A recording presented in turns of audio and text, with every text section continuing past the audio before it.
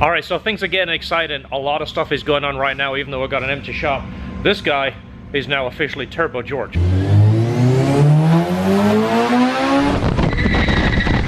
Yes. Check him out on Instagram. Turbo George, all turbo, all the time. Yep. It's not, it's Mr. Woodgrain. Check him out on Instagram. Get us some subscribers. We have a lot of stuff going on, and I've got a plan for something else, supercharged related. You're gonna be excited about this. This is what got George interested in LHT, was what I'm about to drop on you later.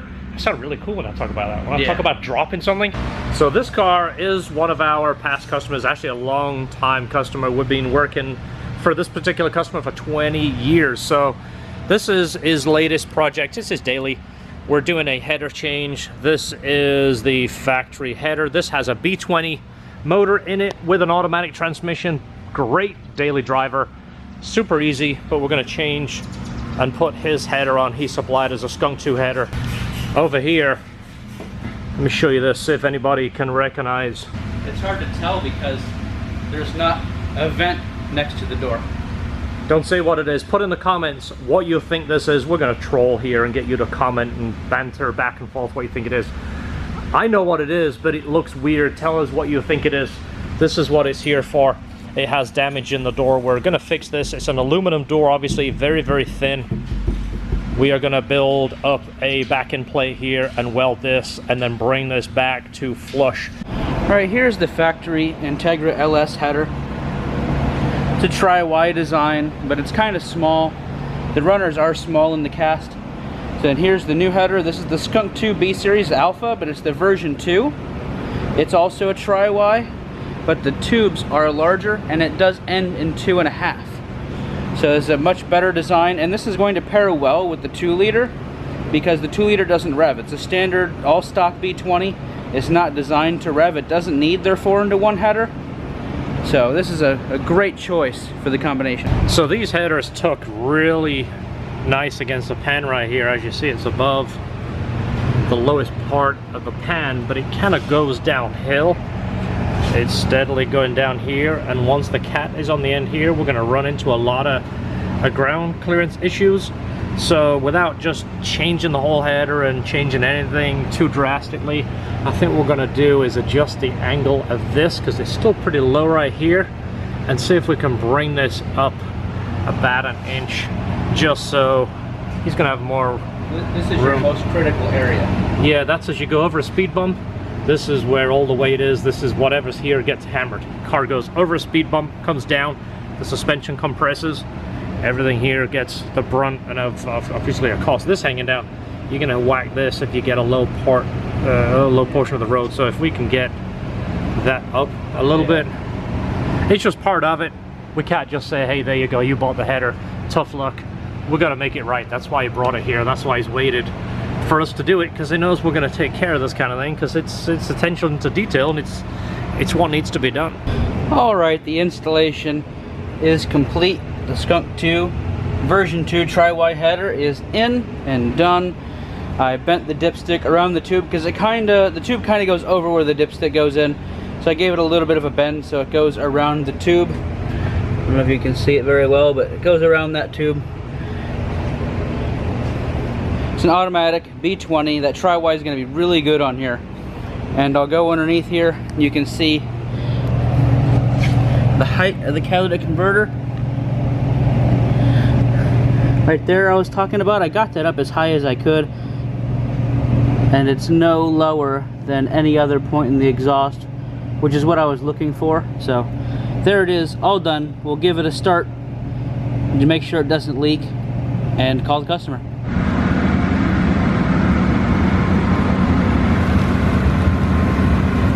So this is actually some pretty sad news. This is a car that we did about a year ago, and it's changed hands since, but the supercharger let go. Well, when I said let go, it started making a screeching sound, which is obviously internal.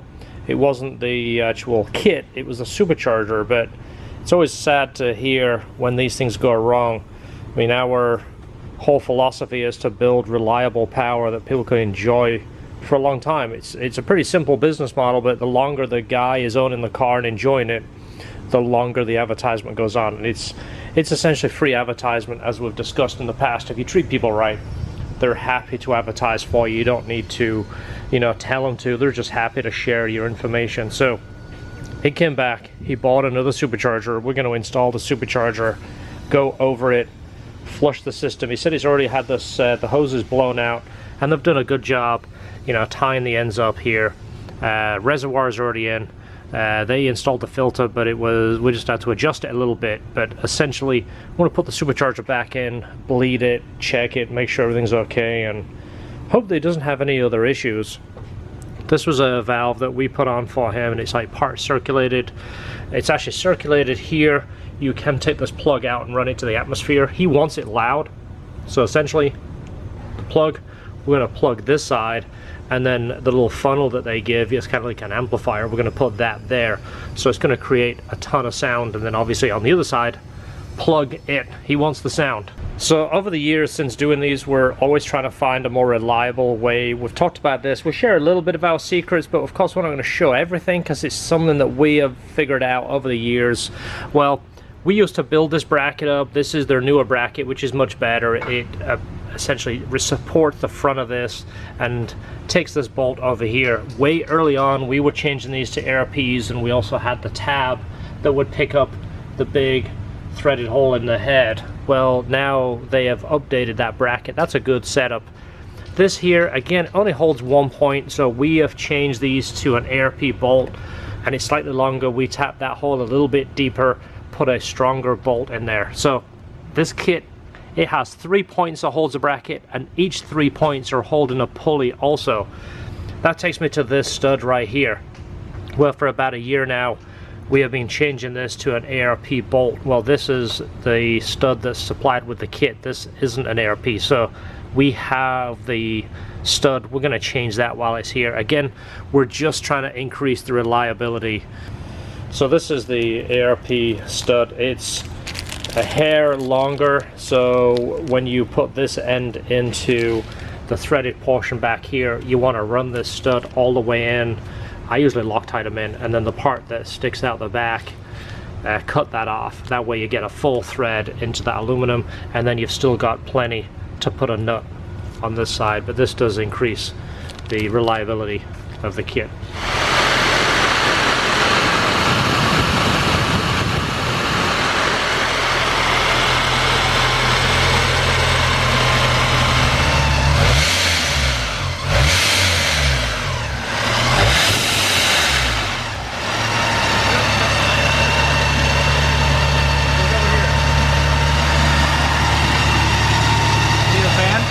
Yeah.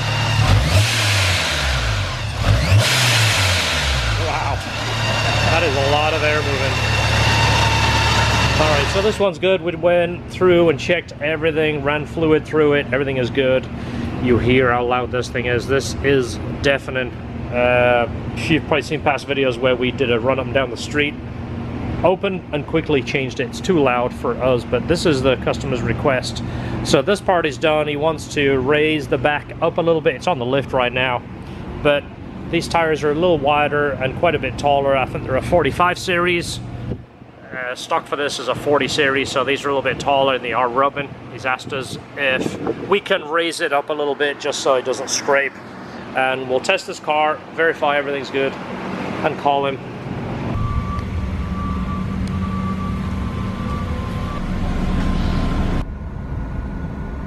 All right, a local car now. This has 18,000 miles. It looks pretty much mint, all stock original. He wants to go and change a couple of fluids, couple of things that we recommend. And again, hopefully this is the type of customer that we're appealing to with our series of video on our S2000. Small modifications, small enhancements without ruining or taking away from the car. All right, so this one is done. Engine, diff, trans, changed it with royal purple. Got our assistant over here making sure I back up nice and straight. So once you drive it a little bit, this does actually give the transmission a little bit more of a smoother feel. It takes a little bit for it to circulate, but it definitely makes a difference. All right, so that car is done. Another car here, another fairly simple job. Let me show you what we're going to do. All right, so a common problem right now, the brake lights are staying on. Again, super common problem. We see this a lot. See, we're not just tricking you. George is out the car. So there is a stop switch that is basically a little stopper that pushes against one of the switches in the pedal assembly, and what happens is those pieces dry rot and fall apart. It's a lot easier to see the switch when it's not in the pedal where it belongs.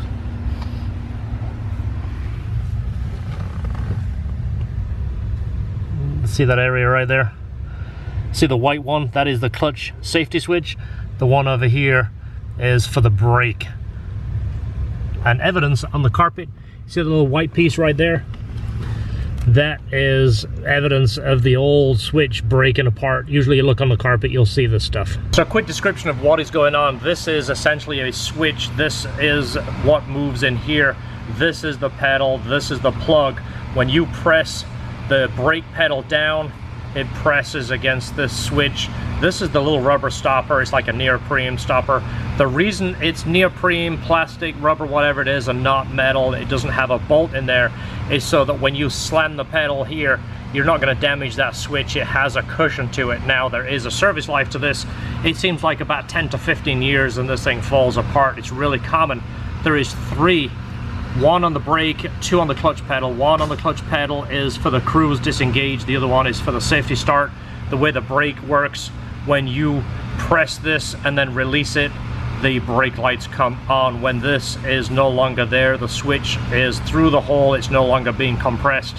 Also checking on a code, it has a check engine light. We want to see what it is and see if it's a simple fix or if it's a more complex to fix. But this, give you an idea, blue on blue, the blue convertible top from Honda is discontinued. We have one that we're doing on a customer's car. This looks very classy on the blue. This is a nice combination in my opinion. Not a big fan of it on other color paints, but definitely like it on this. Just in case somebody's going to comment, George is not sitting on the seat, he's sitting on the sill. I know the guy in the background is probably trying to type that out right now. Good job rolling the bolster, bro. No, it's on the sill, so that is a good combination. Let's see what the code is on this. So code was 1457, which is usually gas cap related.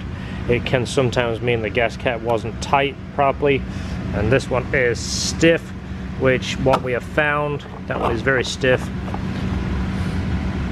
The seal looks beat up, a little bit of damage around here. What we have found is when you tighten this is a little PSA, you tighten this, it tells you to tighten to 3 clicks. Well, you can tighten it, and if it's stiff, you get the 3 clicks, but then you turn it slow, and you can sometimes get a little bit more of a turn on it before it clicks, which will make it tighter. But this one just feels stiff, so it's more than likely just the gas cap bad, and then this junk around here on the sealing surface. So a close inspection, you can see some damage on the seal, and the seal is actually squashed down. So we'll do a comparison here. We'll show you what a brand new one looks like here in a minute.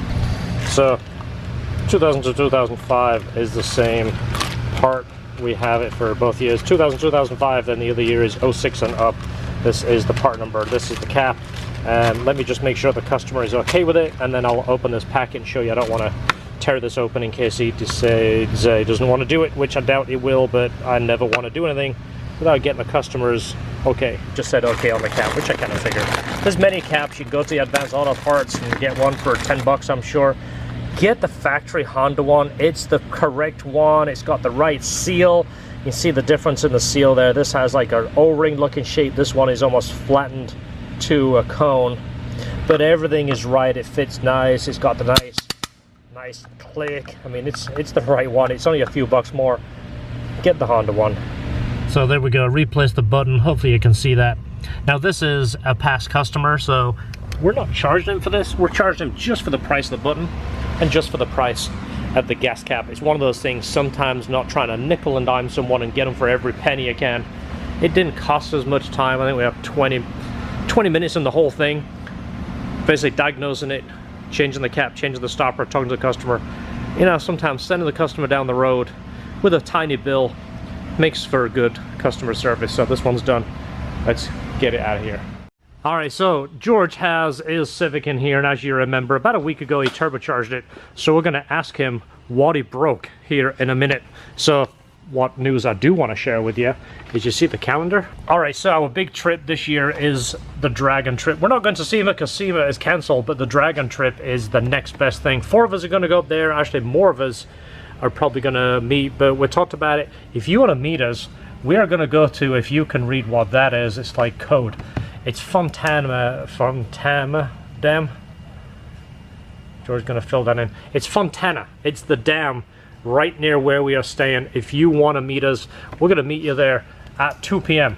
We're not trying to make like a big meet out of it. We're just going to be there. Mega meet. LH2 mega meet. Mega meet. If there's more than 2 people, it's a mega meet. Thursday. We're going to be there at 2 p.m. We're going to hang out, take pictures. If you want to meet us, come on by. I want to take some shirts. If you show up and you say the magic word, which is, hey, I watch you on YouTube, we'll give you a shirt. I'm going to throw a bunch of them in the Corvette.